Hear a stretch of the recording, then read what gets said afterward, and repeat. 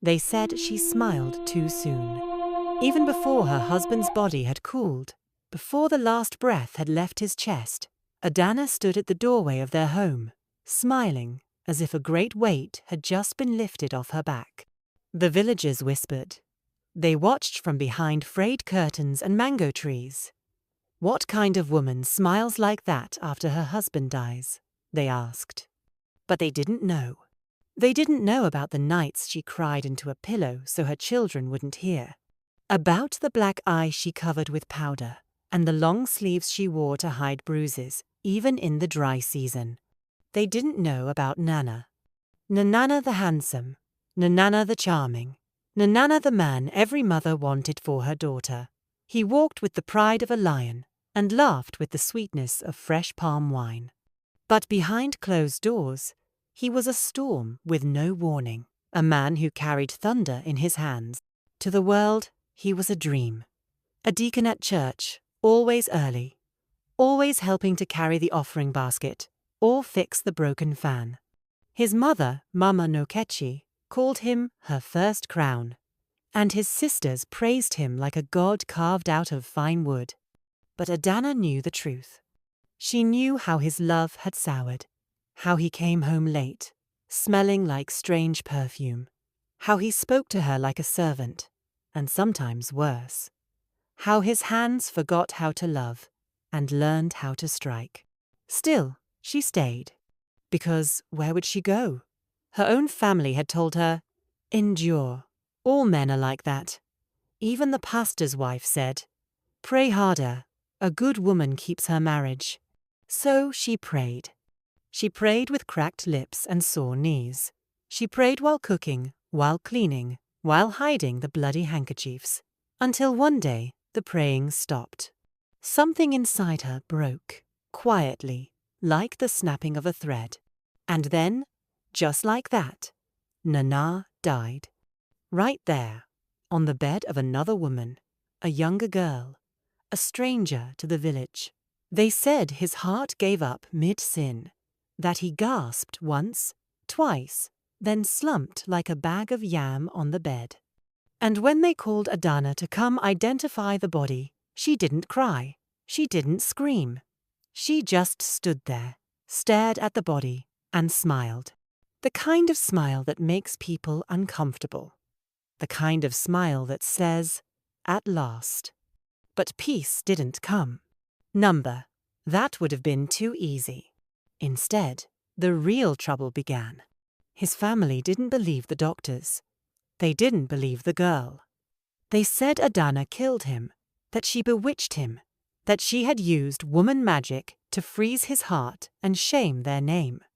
Mama no Kechi tore her wrapper and screamed curses in the middle of the compound. "She fed my son poison! Jezebel! Devil's bride!" Even the villagers started to look at Adanna with strange eyes.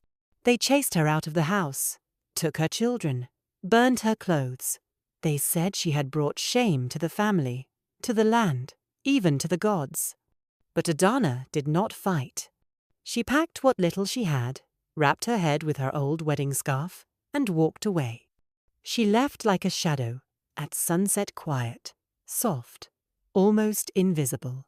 And for a time, everyone thought that was the end. But it wasn't, Igli. Because sometimes the truth walks slowly, like an old woman with a secret. And when it arrives, it comes with fire in its steps. They thought she would disappear. They thought Adanna would crawl into the forest of shame and be swallowed forever. After all, what is a woman without a husband? A broom without a handle? Useless, unwanted. But Adanna did not vanish. No, she simply waited. She moved to a small room behind the market square, a place where the walls peeled like old yam and the roof sang when it rained. Every morning, she swept the front with a broken broom. Every evening, she sat outside, watching the sky change color.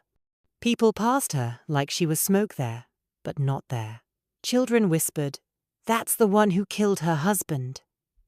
Women clutched their wrappers tighter when she walked by. Even the church stopped sending her invitations. But Adanna did not complain. Instead, she gathered her quietness like a wrapper around her shoulders. She fed her children with roasted groundnuts and hope. She stitched school uniforms late at night for extra coins. And slowly, she began to collect pieces of something strange, something like strength. Meanwhile, the lies grew bigger. Mama Nokechi and her daughters wore black every Sunday, weeping like professional mourners. They told anyone who listened, "Adanna is wicked. She destroyed our family. Our son was a good man, a man of God." The village believed them. Of course they did. Why not?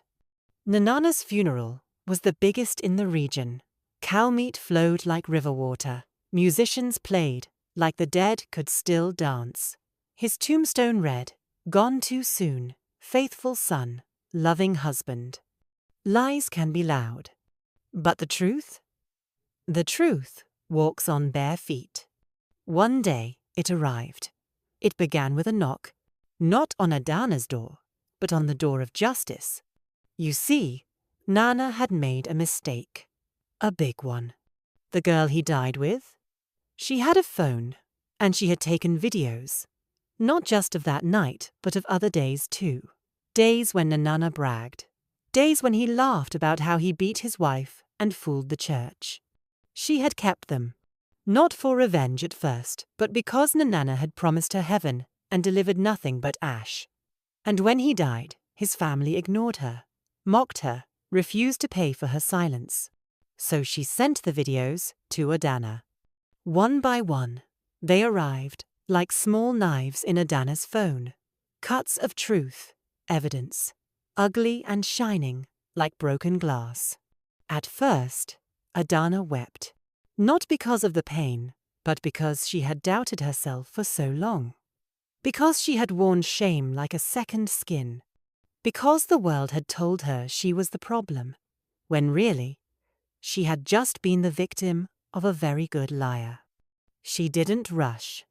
She waited until the right market day, when the square would be full, when Mama Nokechi would be dancing around the palm oil stall, pretending to mourn for show. Then Adanna stood at the center of the crowd and pressed play. The video echoed from a borrowed speaker. Nana's voice boomed out, proud and shameless. "She won't leave. Where will she go? Even if I beat her, she still cooks my food." Women love suffering, a beg. Silence. Then gasps. Then murmurs. Then mouths dropped open like calabashes in shock. Adanna didn't say a word. She let the phone speak for her, let the shadows remember what they had always tried to forget. She turned slowly, letting every eye meet hers, not with shame, but with something deeper. Power. And just like that, the village began to shift.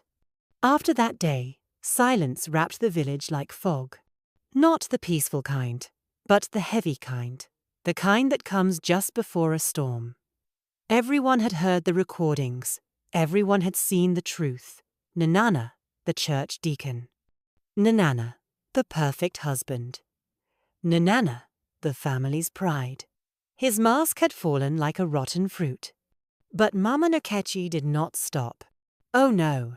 She hissed and stomped and blamed evil spirits. She said the videos were fake, that the devil had used Adanna's phone, that jealous people were trying to destroy a good name. But even her voice sounded tired now. The market women no longer greeted her with warm smiles. Children ran past her like wind. And the church, the same church that once praised Nana's name, stopped calling her to the front row. Truth has a strange way of changing the air. Meanwhile, Adanna did not dance.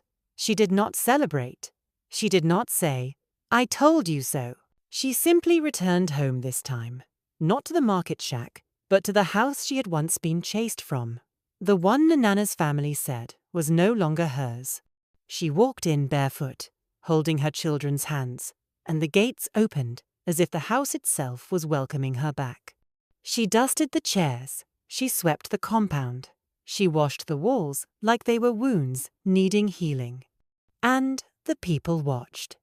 Because now, every whisper carried a different tone. Respect, regret, even guilt. Some women came quietly, offering soup bowls and cola nuts. Some men looked at the ground when they passed her. And the pastor's wife? She brought yam and palm oil, her head slightly bowed. Nobody apologized with words, but the silence said enough. Still, the worst hadn't passed. One day, as the cock crowed 3 times, Mama Nokechi arrived with 2 policemen. She accused Adanna of using juju to humiliate the family. She pointed at the house. "That's our property. She bewitched our son and now wants to steal what belongs to us." The officers stepped forward. Adanna didn't cry. She didn't beg. Instead, she brought out the papers. The documents. The proof that the land was in her name. That before his death, Nanana had transferred the house to her, not out of love, but to hide it from the taxman. Foolish man. In trying to cheat the government, he had unknowingly saved her. The officers looked at the papers, then at Adanna, then at Mama Nokechi. "Madam," one said quietly, "you are trespassing." Mama Nokechi's knees buckled. She fell to the ground, wailing, clutching the dust like it owed her something. But the ground did not listen. Because when you bury lies, the soil spits them back out. And now there was nothing left to cover her shame. That night, the moon rose bright over the compound. Adanna sat outside with her children, peeling oranges and laughing softly. Her laughter was not loud, but it was full, like a river finally breaking free of rocks. People passed by, some waving, some smiling. And one old man whispered to another, "She is not the woman we thought she was." "No," the second replied, "she is stronger." But Adanna didn't hear them. She didn't need to. Her peace was not for the crowd. It was for herself. She had walked through fire. And now she was learning to feel the wind again. They say when the gods are silent, it means they are watching. And they had watched Adanna. They had watched her suffer in silence, watched her wear pain like a wrapper, watched her speak softly even when her soul was breaking. But now the silence was lifting. The gods were no longer still. And neither was she. Word spread like harmattan fire. Across villages and over red, dusty roads, people spoke of the widow who did not fall. The woman who stood when everyone expected her to crumble. Her story, whispered first in shame, was now told with respect. At the health center, they invited her to speak to women. At the church, they sang a new song, one of truth, not pretending. Even the chief sent for her. He asked her to sit in the palace, to explain how she had gathered strength from pieces, how she had built herself from scratch. And as she spoke, the wives of the councilmen nodded. Some cried, because they too had seen darkness. But Adanna? She had lit a candle in it. Still, not all wounds heal with applause. One day, as she returned from the stream, her eldest son, Obinna, asked quietly, "Mama, did you ever love Papa?" Adanna stopped walking. She stared at the red earth, then at the clouds above. Her voice came soft, like wind through corn leaves. "I loved who I thought he was, not who he became." Obinna didn't ask again. He understood, because, even at his young age, he had memories. Shadows of screams, doors slamming, Mama sleeping on the floor with swollen eyes. His heart had learned too early how to carry sorrow. But now, even that heart was healing. And Adanna? She had changed. She no longer walked with her head down. She wore colors again, yellow, green, bold blue. Her laughter returned, not the polite one she used to serve guests, but the deep one that started in the belly and echoed out like music.